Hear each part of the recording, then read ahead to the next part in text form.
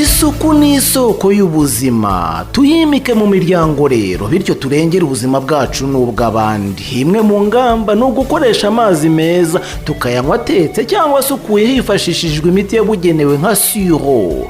Mu gukaraba intoki kandi nabwo tugakoresha amazi meza n'isabune, cyane cyane muri iki gihe duhanganye na coronavirus, kuko ari imwe mu nzira zo guhashya iki cyorezo. Duharanire kandi kugira umusarani wujuje ibisabwa, wa wundi ufite inkuta zubatse neza, usakaye, upfundikiye kandi ukinze, kugira ngo twirinde ko imyanda ituruka mu musarani yakwanduza amazi n'amasoko yayo. Kirazira kwandarika imyanda nko kuyijugunya ku mihanda, muri za ruhurura, munsi y'urugo n'ahandi habonetse hose, kuko imivu y'amazi itembana iyo myanda maze nayo ikanduza ikanaziba amasoko y'amazi dukoresha, itaretse no kwangiza ibikorwa remezo nk'imihanda n'imiyoboro y'amazi. Tuyishyira ahabugenewe rero. By'umwihariko zirikana gukaraba intoki mbere na nyuma yo gutegura amafunguro, mbere na nyuma yo kurya, mbere na nyuma yo kwita ku murwayi, mu gihe uvuye ku musarani, nyuma yo kwita ku matungo, no mu gihe cyose wumva ko intoki zawe zifite umwanda. Mucyo rero twimakaza isuku. Iki cyumweru isi yose yizihiza umunsi mpuzamahanga wo gukaraba intoki, kizasiga gukoresha amazi asukuye tubigize umuco,